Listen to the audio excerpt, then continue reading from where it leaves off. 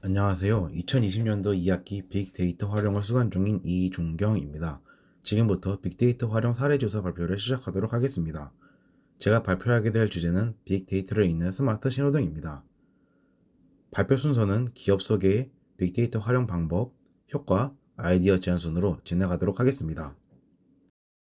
기업 소개에 앞서 주제 선정에 대한 이유를 설명드리겠습니다. 올해 상반기 국내 차량 등록 대수는 2,400만 대를 넘기게 되었고 우리나라 국민 2명 중 1명꼴로 자동차를 보유하고 있는 것으로 나타났습니다. 등록된 차량 수만큼이나 교통량이 증가하게 되었고 수도권 지역 및 인구가 밀집된 지역에서는 출퇴근 시간대에 교통 정체가 극심한 것을 알 수 있습니다. 이미 운전하시는 분도 계실 것이고 아직 운전을 해보지 않으신 분들도 계실 겁니다. 저 또한 운전을 시작한 지 약 2년이 되어 가는데 차량을 출퇴근 용도로 쓰진 않았지만 출퇴근 시간대에 운전을 해본 경험이 있기에 교통체증이 얼마나 심각한지 겪어보았습니다. 더딘 주행 속도, 끊임없이 걸리는 신호, 극심한 교통체증 중 제가 신호에 걸리게 되었을 때 문득 신호등에 대해 생각하게 되었습니다. 신호등의 동작 알고리즘은 어떻게 되는 것일까? 답은 의외로 간단했습니다. 한국에서는 주어지는 시간만큼 빨간불과 초록불이 점등됩니다.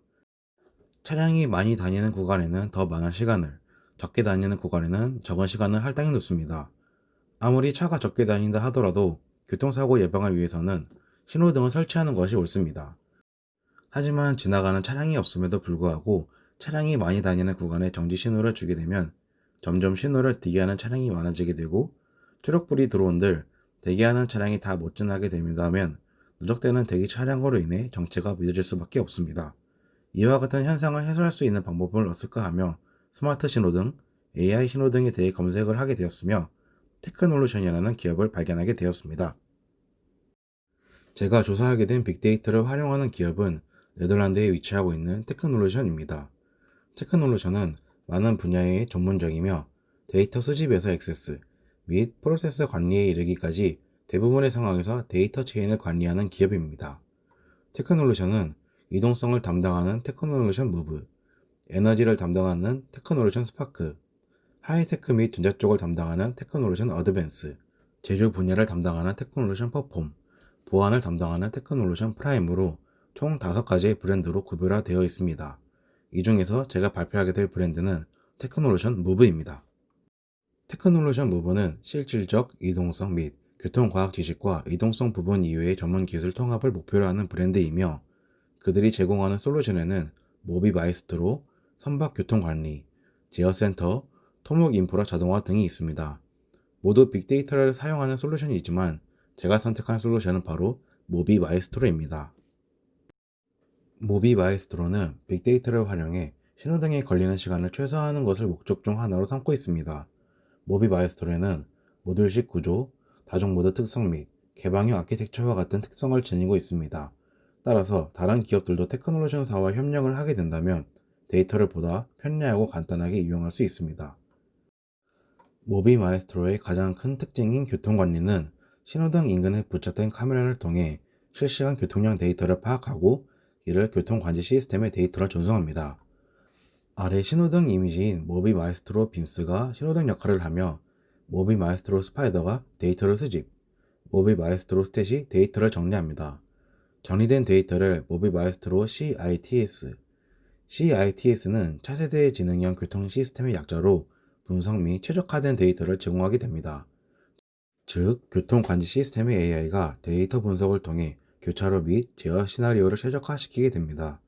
아래에 첨부된 모듈 이외에도 내비게이션 역할을 하는 모비 마에스트로 디스플레이, 다양한 종류의 센서 연결을 위한 모비 마에스트로 센스, 교량 관리 제어를 위한 모비 마에스트로 브릿지와 같은 다양한 모듈이 있으며 필요한 모듈을 사용하여 더 다양한 솔루션을 제공받을 수 있습니다. 모비 마에스트로 CITS에 전송된 데이터는 AI를 통해 최적의 시나리오가 구성되어지고 이는 다시 모비 마에스트로 빈스에게 전송되어집니다. 하지만 잘못된 데이터가 입력될 경우 인명피해가 발생할 수 있습니다. 따라서 이상치에 대해 빠르게 대응하기 위해 제어센터는 항시 이상치를 모니터링 중입니다. 이외에도 비슷한 분야의 센터와 데이터를 주고받으며 관리 영역 연결을 통해 보다 효율적인 관리를 수행하고 있습니다.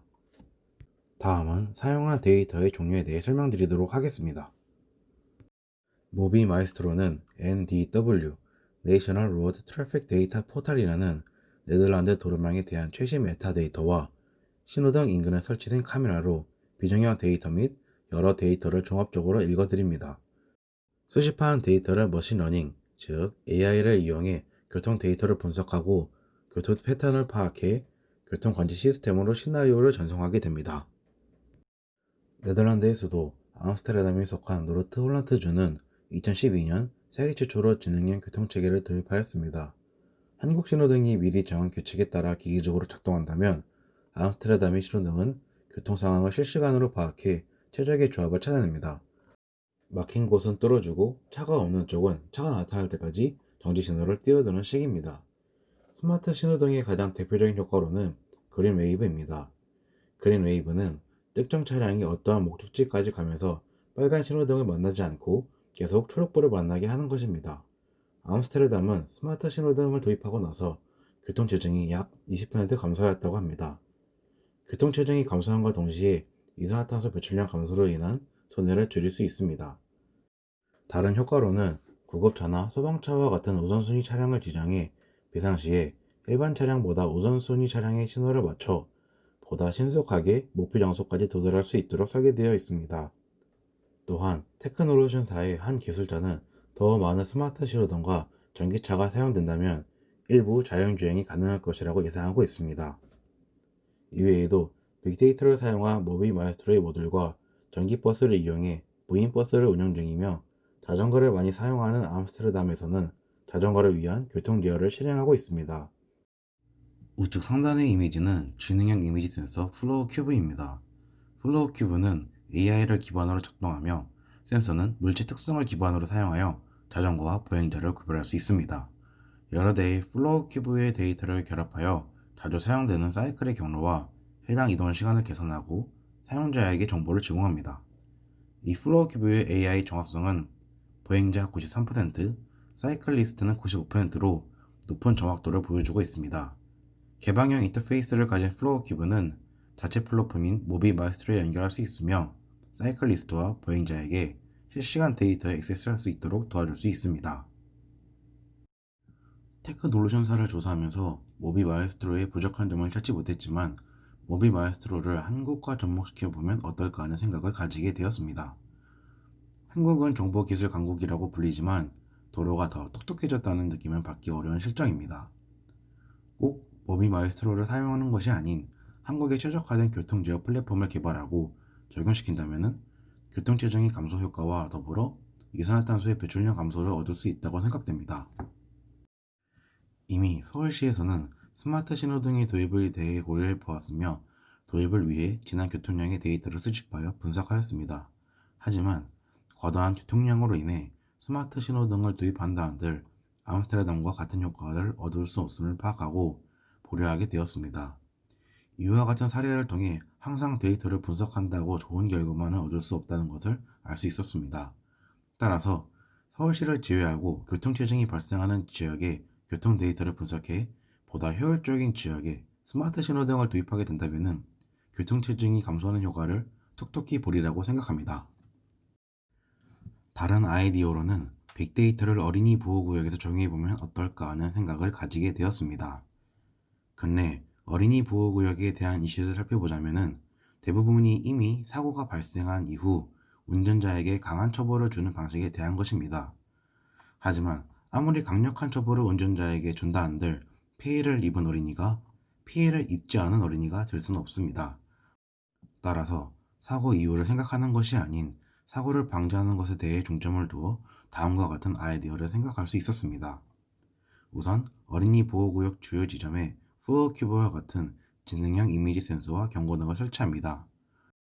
이후 AI를 통한 데이터 분석으로 사람이 어린이 보호구역에 접근 또는 이미 진입해 있더라면 어른 또는 어린이를 구별하게끔 알고리즘을 설정합니다.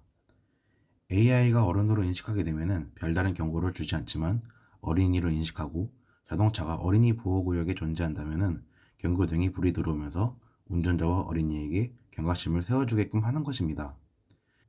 이와 같은 장치가 설치된다면 어린이와 운전자 모두 더 주의를 기울이게 되어 어린이 보호구역에서의 사고가 줄어들리라고 생각됩니다. 이상으로 발표를 마치도록 하겠습니다. 감사합니다.